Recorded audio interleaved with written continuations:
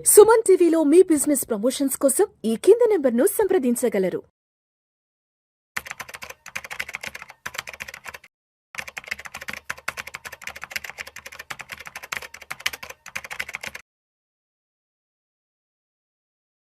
Sir Ramachandramurthy గారు నమస్తే sir. నమస్తే విష్ణు గారు. Welcome to Vishnu talks. Thank you sir. Sir Ramachandramurthy గారు, బంగారం వెండి ధరలు విపరీతంగా పెరిగిపోతున్నాయి. ఇవాళ ఒక్క రోజే బంగారం 8,000 రూపాయలు పెరిగి దాదాపు 1,70,000 1,71,000 రూపాయలకు చేరిపోయింది. 24 క్యారెట్లు 10 గ్రాముల బంగారం. ఇక వెండి విషయానికి వస్తే ఆల్మోస్ట్ ఇవాళ 1 గ్రాము వెండి 382 రూపాయలు. సో కేజీ వచ్చేసి 3,82,000 రూపాయలు.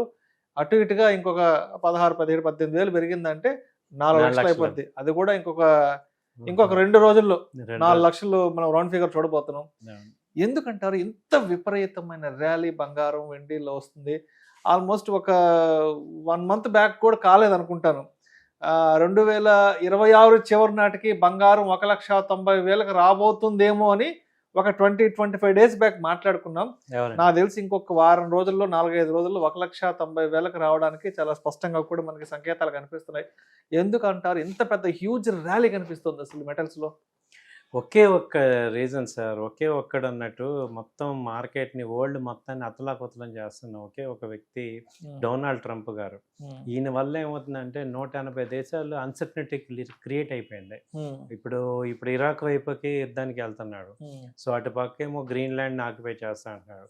ఈ ఒక పక్క ఇప్పుడు మెక్సికోని క్యూబాని టార్గెట్ చేస్తున్నారు. వెంజులా అధ్యక్షుని ఏమో లాక్కొచ్చాడు. సో ఇంత అన్సర్టనిటీ ఇంతవరకు వరల్డ్ హిస్టరీలో ఎప్పుడు లేదనమాట. ఏం జరుగుతుంది, ఏ రోజుకి ఆ రోజు ఏం జరుగుతుంది అనేది ఉంది. ఇది గోల్డ్ సిల్వర్ పెరగడానికి రీజన్ డిమాండ్ ఉండి కాదు. సో బాగా విపరీతమైన డిమాండ్ వచ్చి లేదా భారతీయులు బాగా డిమాండ్ ఉండి కాదు. కేవలం ఏంటంటే అన్సర్టనిటీ, ప్రపంచవ్యాప్తంగా ఉన్న అన్సర్టనిటీ, ఎస్పెషల్లీ డొనాల్డ్ ట్రంప్ తీసుకొచ్చిన అన్సర్టనిటీ ఇది. దాన్ని ఆపడానికి అసలు రోజు రోజు ఏమవుతుందంటే దాదాపు 10 కంట్రీస్ మీద ఆయన యుద్ధాన్ని ఆపాడు అంటున్నాడు, కానీ 10 కంట్రీస్ మీద యుద్ధం చేస్తున్నారు. గత సంవత్సర కాలంగా ఆల్మోస్ట్ ఒక 10 కంట్రీస్ అటాక్ జరుగుతూనే ఉంది, తీవ్రంగా జరుగుతుంది, చాలా పెద్ద ఎత్తున జరుగుతుంది. సో ఇన్వెస్టర్స్ అందరూ కూడా ఏం చేస్తున్నారంటే ఇప్పుడు ఎక్కడికక్కడ అన్ని అమ్మేసేసుకొని ఈ గోల్డ్ మీద ఇన్వెస్ట్ చేస్తున్నారు. అలాగే ఇప్పుడు ఇంకొక వర్షన్ ఏం జరుగుతుందంటే, ఇంత జరుగుతున్నప్పుడు వేరే కంట్రీస్, అన్ని కంట్రీస్ కూడా ఈ డాలర్ని నమ్మట్లేదు. ఈ డాలర్ నమ్మకుండా ఇప్పుడు గోల్డ్ వాళ్ళు కూడా కొనుక్కుంటున్నారు అన్నమాట సేవ్ కోసం. సో కేవలం సెంట్రల్ బ్యాంక్స్ కొనడం స్టార్ట్ చేయటం వల్ల ఈ గోల్డ్ పెరుగుతుంది. ఇప్పుడు సిల్వర్ కూడా ఏమైంది, అంతకుముందు ఇండస్ట్రియల్ యూసేజ్ 50% అనుకున్నాం, కానీ ఇప్పుడు సిల్వర్ని కూడా వాళ్ళు సెంట్రల్ బ్యాంక్స్ స్టోరేజ్ చేస్తున్నారు. ఎందుకంటే అన్సర్టనిటీ వచ్చినప్పుడు ఇప్పుడు కరెన్సీ వాల్యూ తగ్గిపోతుంది కాబట్టి ఆల్టర్నేట్గా ఈ 2 మెటల్స్ని సేవ్ చేసుకోవటం అనేది జరుగుతుంది. అంటే సిల్వర్కి కూడా ఇప్పుడు ఏం జరుగుతుంది, ప్రొడక్షన్ వల్ల ఏది వీళ్ళు ఎలక్ట్రికల్ వెహికల్స్ అని వీటన్నిటి గురించి ఇప్పటిదాకా మాట్లాడాం. ఇప్పుడు ఏమైందంటే సిల్వర్ కూడా స్టోరేజ్ కిందకి వెళ్ళిపోతుంది.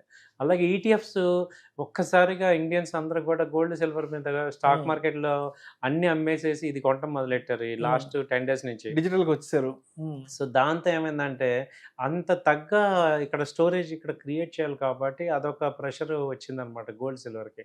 అంటే ఒక్కసారిగా ఏమైందంటే ఎవ్రీ కార్నర్ నుంచి కూడా డిమాండ్ రావడంతో అక్కడ సప్లై లేదు, ఆ డిమాండ్ విపరీతంగా ఉంది. దాంతో ఏమైందంటే ఒక ప్యానిక్ క్రియేట్ అయిపోయింది అన్ని రకాలుగా. సో దాంతో ఏంటంటే డైలీ అసలు గోల్డ్ మనం 10,000 రావాలంటే 4 రోజులు ఉండేది, ఒకప్పుడు 4 రోజులు పట్టేది ఒక 10,000 రూపాయలు పెరగాలంటే.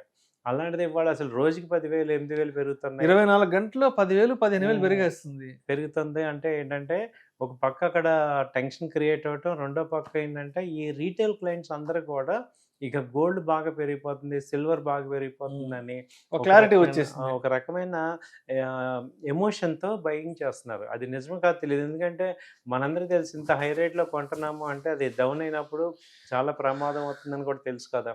కాబట్టి ఇక్కడ ఏంటంటే జరుగుతుంది, ఇప్పుడు సిల్వర్ ఉంది 4 లక్షలు, మనం ఇంతవరకు ఎప్పుడు కనివిని ఎరగని రేట్లు ఇవి నిలబడవు. ఎప్పుడైతే మళ్ళీ మార్కెట్లు నార్మల్ అవుతాయో, మనం ఎన్నోసార్లు చూసి ఉంటాం కదా, ఏదైనా ఒక కమోడిటీ అనే కాదు, ఏదైనా ఒక స్టాక్ కానీ ఏదైనా బాగా పెరిగినప్పుడు అది ఎమ్మటే మళ్ళీ 1 month 2 monthsకు అడ్జస్ట్మెంట్ అవుతుంది. కాబట్టి ఇది కూడా బాగా హైప్ అవుతుంది. ఇప్పుడు మనకి ఈ ట్రేడ్ డీల్ జరిగింది కదా యూరోపియన్ యూనియన్కి ఇండియాకి. సో ఇప్పుడు ఆయన ఏంటంటే యాంటీ కంట్రీస్ ఎక్కువైపోయినాయి. ఇప్పుడు అటు రష్యా మనతో ఉంది, అలాగే రష్యా కానీ, బ్రిక్ కంట్రీస్ కానీ, EU కానీ వీళ్ళందరూ అన్ని దేశాలతో సున్నం పెట్టుకుంటున్నాడు. పెట్టుకుంటున్నాడు కాబట్టి ఈ మంత్ నెక్స్ట్ మంత్ ఆయన సైలెంట్ అవ్వాల్సిన పరిస్థితి వస్తుంది. ఈవెన్ 2 నెలల తర్వాత ఓన్ కంట్రీలో కూడా నెగిటివ్ వస్తుంది. వ్యతిరేకత. ఎందుకంటే సుప్రీంకోర్టు ఎటు ఇన్ని వన్ మ్యాన్ షోగా కుదరదు, సెనెట్లో అన్ని ఆర్డినెన్స్లు పాస్ చేస్తున్నారు, అవన్నీ కూడా లా అవ్వాలి కదా. అక్కడ రిపబ్లికన్స్కి తక్కువ ఉంటుంది డౌన్ దిగువ సభలో.